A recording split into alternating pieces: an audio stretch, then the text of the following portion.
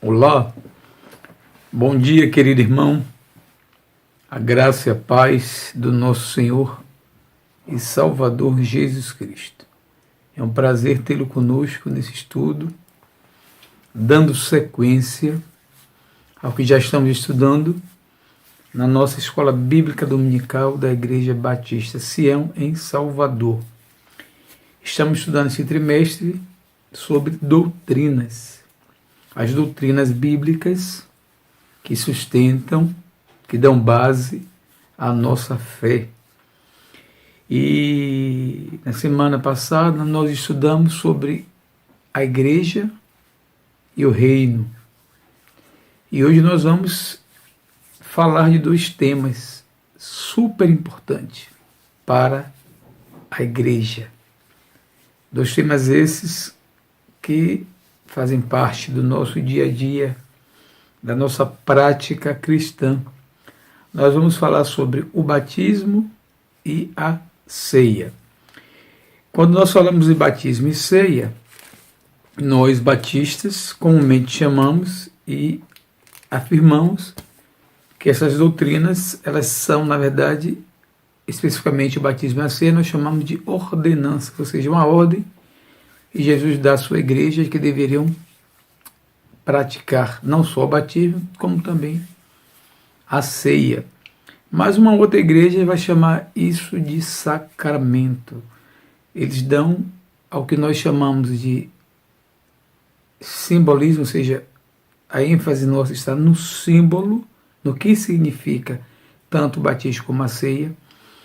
Eles creem que é o sacramento, ou seja, algo onde a presença real de Jesus e uma série de coisas que não dá para falar agora nessa aula, mas nós cremos e nós entendemos que é uma ordem, não há nada de místico, não há nada de sobrenatural nessas duas práticas, não só o batismo como a ceia, né? Nós vamos entender, não tirando a beleza, o ato simbólico, o que significa a ceia, o batismo e a ceia, talvez seja a coisa mais importante.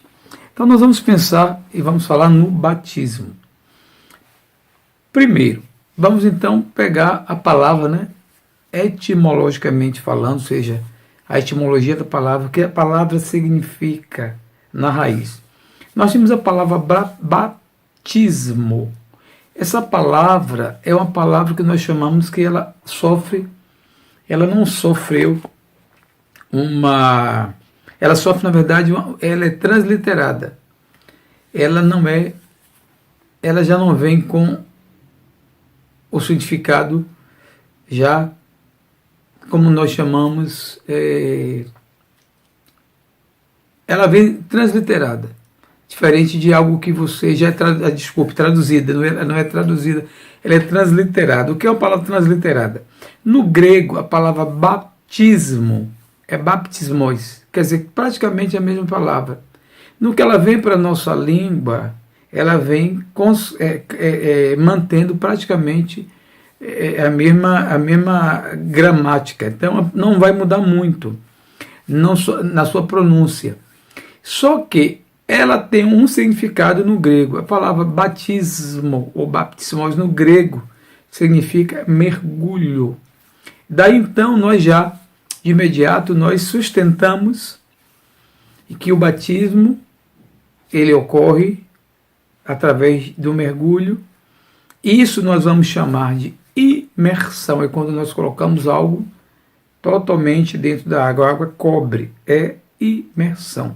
Por que eu digo isso? Porque existem outras práticas de batismo, por exemplo, aspersão, que é comum em algumas igrejas, que ao invés de mergulhar o candidato ao batismo, é espargido água sobre a cabeça do indivíduo. Eles vão sustentar razões históricas para isso, né, principalmente porque não havia, segundo fontes, água corrente ou rio para que as pessoas fossem submergidas, mas existe essa outra forma de batismo. Então, partindo do pressuposto que a palavra batismo é mergulho, entendemos então que o batismo é algo que tem um simbolismo altamente rico. E o texto que nós vamos ler, ele está em Mateus capítulo 3, se puder ler todo o capítulo, mas apenas por conta do nosso tempo, versículos 13 a 15.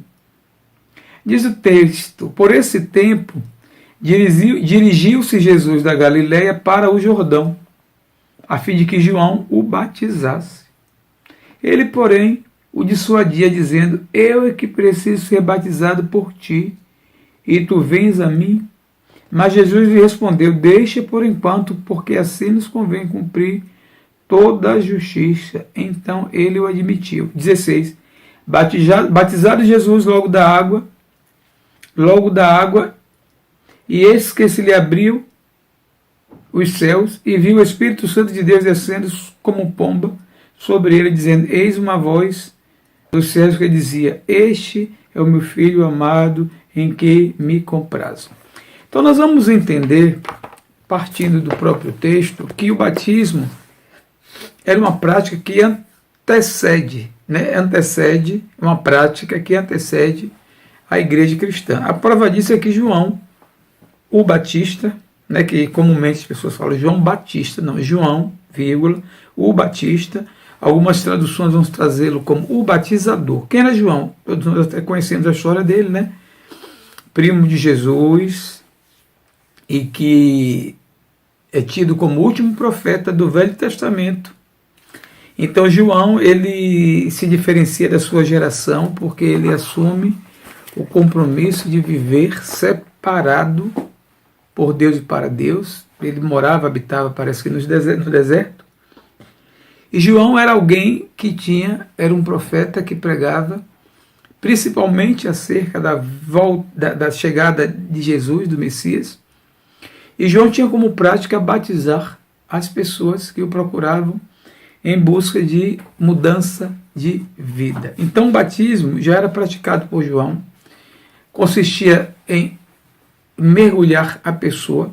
Isso era de forma pública, as pessoas viam alguém que dizia: não, eu quero a partir de agora me batizar. Esse batismo simbolizava primeiramente purificação. A água simboliza purificação. É quando eu admito, eu assumo os meus pecados, as consequências dele, e de forma pública eu digo: eu quero ser livre dos meus pecados. Claro que mediante a fé, mas uma forma simbólica de alguém que está demonstrando arrependimento, ou seja, o batismo segue o arrependimento.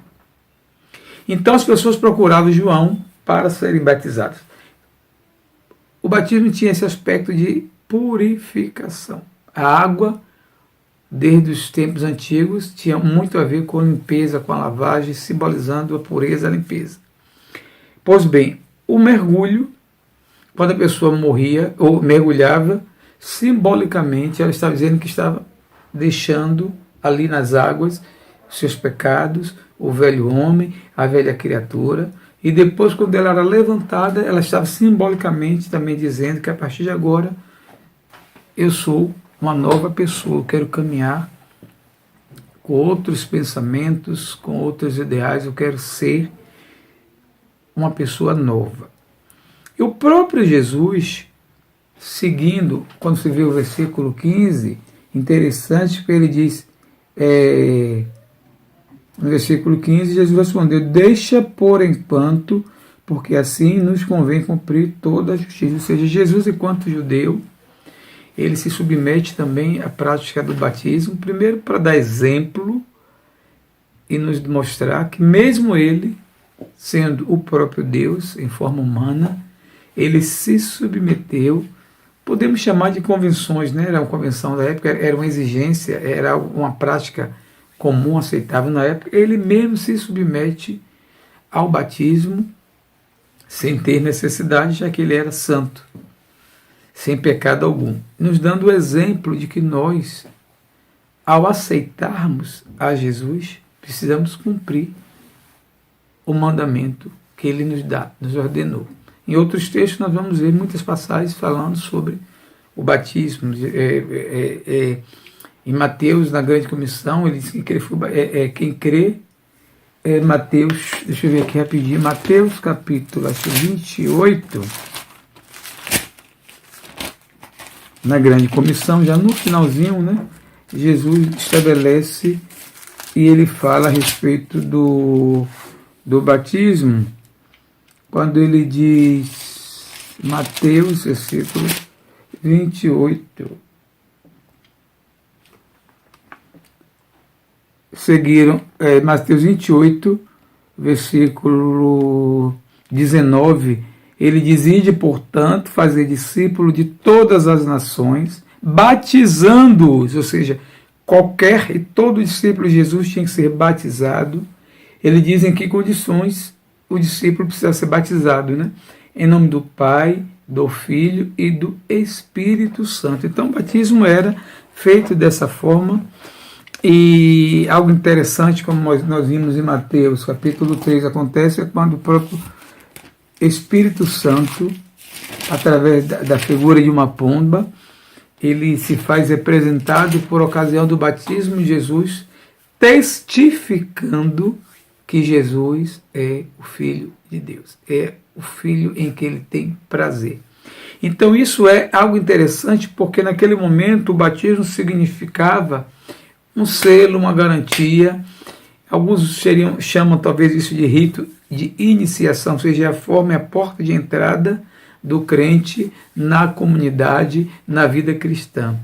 Não que saiamos e sejamos perfeitos e de forma miraculosa surge uma nova criatura depois que nós mergulhamos, não. Mas a partir dali nós tomamos consciência do nosso estado e da necessidade que nós temos, através do arrependimento, de buscar uma nova vida em Cristo. Então, quando eu me batizo, a igreja então precisa ficar atenta para que as pessoas sejam batizadas no devido grau de, entendo eu, de maturidade, primeiro, acerca do que significa batismo, significa arrependimento, significa, isso vem no processo de conversão, arrependimento, escolha por uma nova vida, e só simbolicamente, no gesto, na atitude, dizendo, olha, para mim o mundo acaba aqui.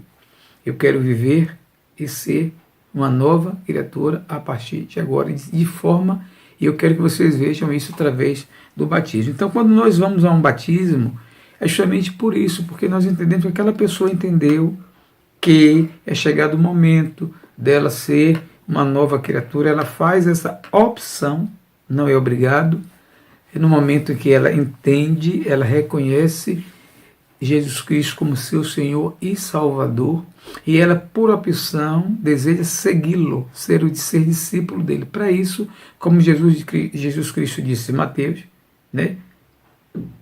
Ide por todo o mundo, pregar o evangelho e batizar. Então, fomos batizados. Então, o batismo nos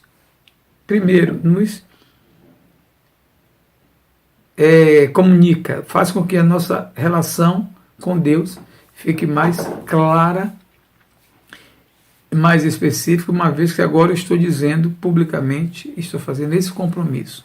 Segundo, que o batismo também nós podemos dizer que é a porta de entrada para a Igreja de Cristo. Através do batismo, nós nos tornamos membros do corpo de Cristo.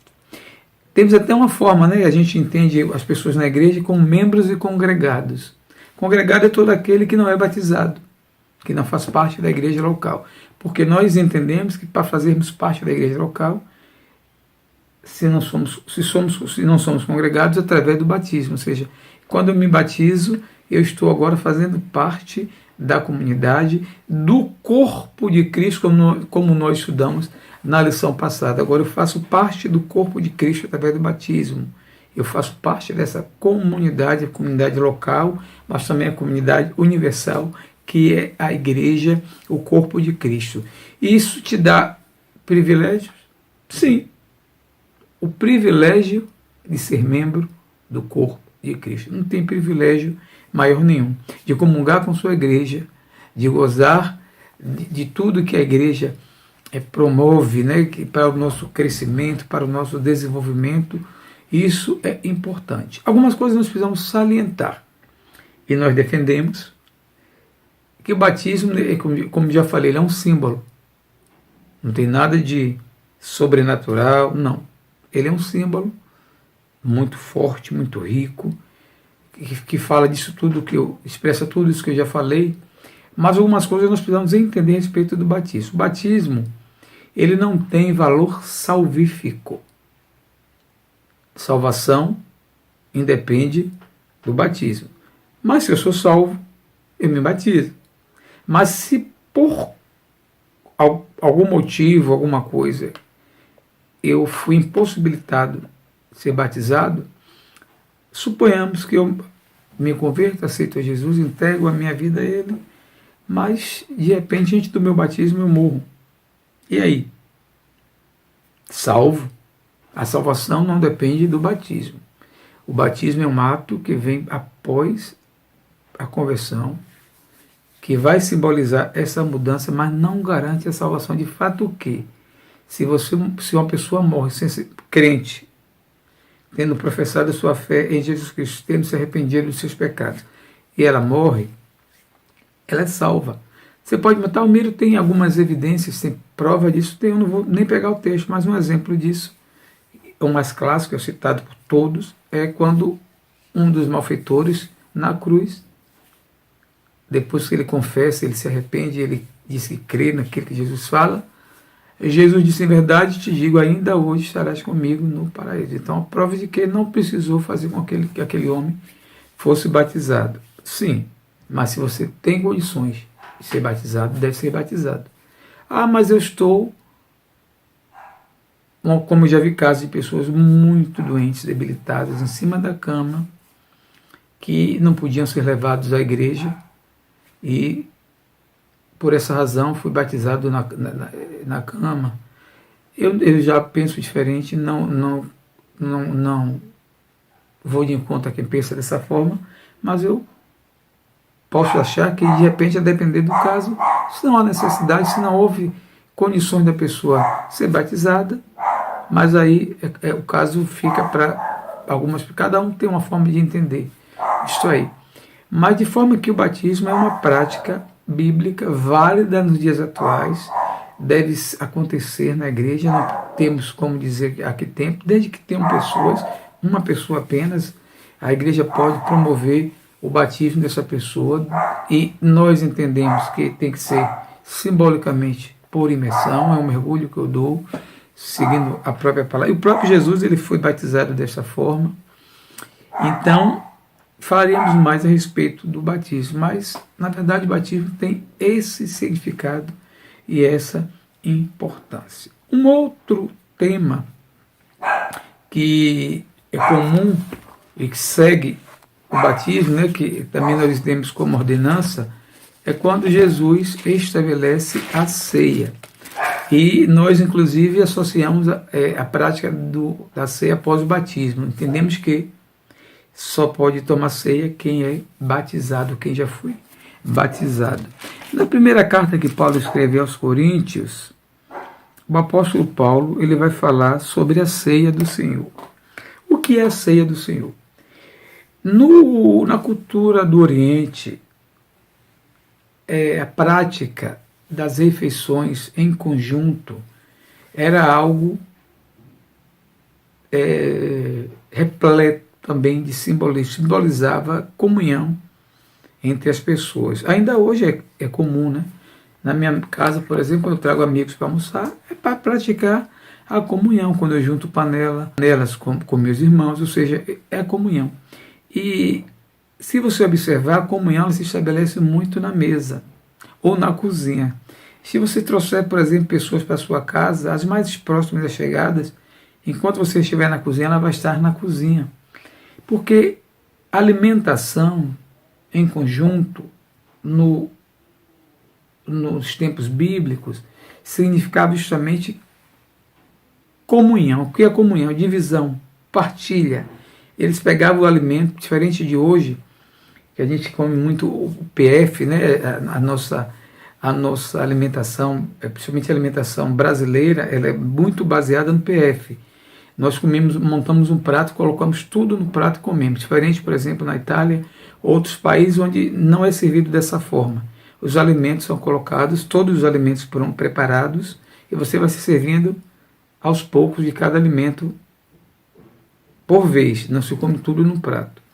No Oriente era também dessa forma, então as pessoas comiam e provavelmente levavam, não sei antes de Jesus, mas pelo menos na igreja primitiva, a ceia não era só essa que nós fazemos hoje da distribuição do pão e do vinho, não, a ceia era o momento onde eles se reuniam, levando cada um o alimento do dia a dia, juntavam e ali eles repartiam entre eles. Esse era o momento da ceia.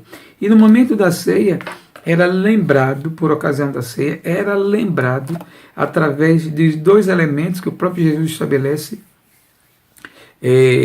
no Novo Testamento, um pouco antes da sua morte, quando ele reúne os discípulos para a prática da ceia por ocasião da Páscoa, quando ele pega dois elementos, o pão e o vinho. O pão era o alimento básico, era o alimento essencial, era o alimento que as pessoas no dia a dia tinham, pobres ou ricos, todos tinham. Um alimento simples, que também tinha um símbolo, não podia ter fermento naquele contexto, é chamado pão ázimo. O fermento simbolizava o pecado, por isso o pão não podia ter fermento. Era uma espécie de bolacha, onde Jesus pegava e se praticava a ceia, né? Dividia, cortava e dava para todo mundo, e todos comiam daquela bolacha, significando que todos eram só, não havia diferença naquele momento na alimentação, todos estavam comendo a mesma coisa e bebendo também o vinho. E Jesus pega esses elementos, ele se apropria dizendo: olha, isso aqui que vocês vão comer é o meu corpo. Não que ele estivesse praticando canibalismo, como alguns até eu já vi comentando, não. Já estava simbolicamente dizendo: isso aqui, estou dividindo o meu corpo com vocês, se alimentem. Eu sou o pão da vida, que o próprio Jesus já tinha dito isso em João. Ele vai dizer, João vai registrar que Jesus era o pão da vida. Eu não sei se vocês lembram, quando a gente ia comprar pão na padaria, não sei hoje, na embalagem de papel vinha escrito: pão ainda é o melhor alimento. E Jesus, ele se apropria disso para dizer: eu sou o pão da vida. Então, o pão significa Jesus. Quando ele distribui o seu corpo, que é dado por nós, quando ele morre na cruz, dizendo: olha, eu estou dando meu corpo por vocês, se alimentem de mim, se alimentem das minhas palavras. E o sangue, e o vinho simboliza o sangue que ele derramou como um sacrifício, quando o animal era imolado, sacrificado, e o sangue era derramado. E Jesus também derrama sangue na cruz por nós, ele verte o seu sangue. E o cálice que nós tomamos, que não é o sangue de Jesus, como alguns creem, tem algumas doutrinas, né? Transubstanciação, com transubstanciação, não dá para a gente ver agora no momento, que eles creem na presença real do corpo e do sangue de Jesus, não. Nós também dizemos e afirmamos que aquilo ali simboliza que Jesus morreu por mim, morreu por você, morreu na cruz, que o corpo dele foi dado por nós, e o sangue.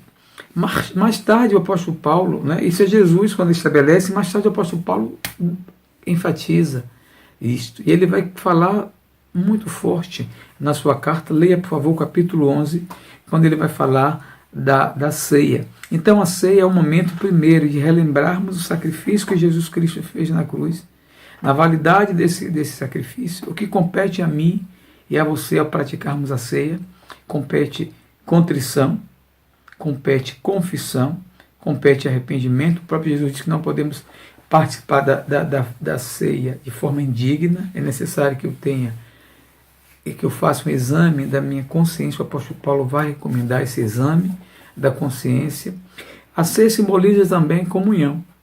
Eu já falei a você que a comunhão se dá em torno da mesa. A ceia é o momento onde nós juntos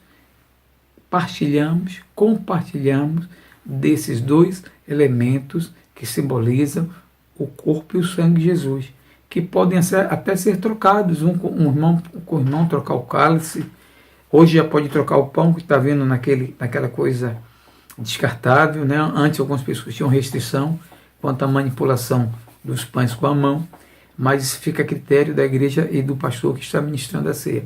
Mas o importante é a igreja entender que a ceia é algo que fortalece a nossa fé, a nossa comunhão com Deus, quando eu penso no que Ele fez por mim e nesse gesto, e de que forma eu posso participar simbolicamente desse sacrifício quando eu tomo a ceia.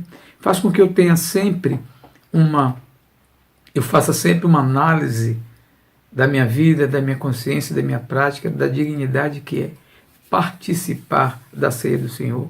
É um momento também que eu verifico como está a minha comunhão com os meus irmãos. Não podemos, irmãos, praticar nem tomar ceia estando em litígio com o nosso irmão.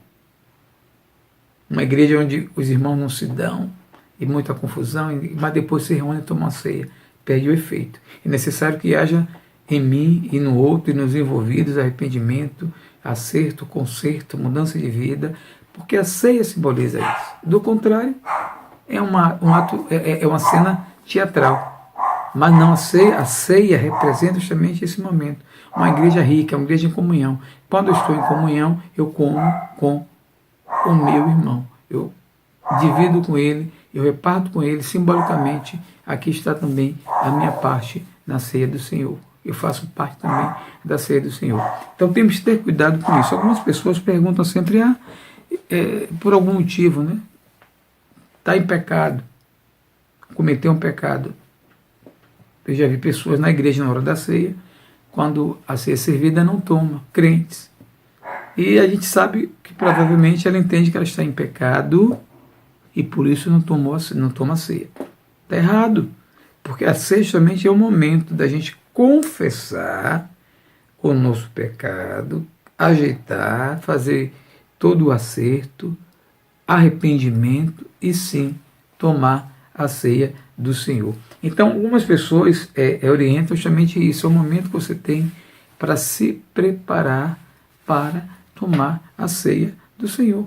Você não pode tomar a ceia do Senhor como quem está comendo qualquer coisa. Não, ali é o momento de você pensar no sacrifício de Jesus Cristo. E precisamos entender que a ceia é algo muito, nos dias atuais principalmente. Vivemos momentos hoje de grande distanciamento uns dos outros. De 2 anos para cá, 3 anos para cá, depois da pandemia, houve um afastamento maior entre as pessoas, né? Nos reunimos muito pouco na casa um dos outros. Então não podemos perder essa oportunidade da ceia. Geralmente é uma vez no mês, as igrejas batistas praticam sempre no primeiro domingo do mês, geralmente pela manhã, porque tem o maior número de pessoas, principalmente de idosos. Então é um momento que você tem, a ceia é um momento de reflexão, porque temos que ter essa reflexão, mas um momento também de festa, é um momento de alegria, é um momento onde nós, como corpo, nos reunimos como igreja para festejar a morte e a ressurreição de Jesus Cristo. E dizer que aquilo ali simboliza, e ele diz que, o próprio Jesus disse que faríamos isso até que ele voltasse, né? Que a ceia um dia vai acabar, porque essa ceia será no céu, será eterna. Nós estaremos na presença de Deus, praticando, participando de um banquete, junto com o próprio Cordeiro, o próprio Jesus estará presente. Então, por enquanto, nós precisamos lembrar. E a ceia é esse momento, não podemos esquecer, irmãos. Não esqueça do sacrifício que Jesus Cristo fez por você, da morte dele na cruz, simbolizando justamente o que a ceia quer dizer. Ele morreu por mim, ele morreu para que os nossos pecados fossem perdoados. E quando eu participo da ceia, eu digo, Senhor, muito obrigado pelo que o Senhor fez por mim. Muito obrigado pela vida que o Senhor tem me dado, pela nova vida, mediante o batismo, quando eu aceitei o Senhor Jesus como Senhor e Salvador. e a possibilidade que eu tenho de manter comunhão contigo. Que o Senhor Deus te abençoe na manhã deste dia, abençoe a sua casa, abençoe a sua família, e que essa palavra, breve, meia hora, sirva para o seu crescimento. Muito obrigado e Deus te abençoe em nome de Jesus. Amém.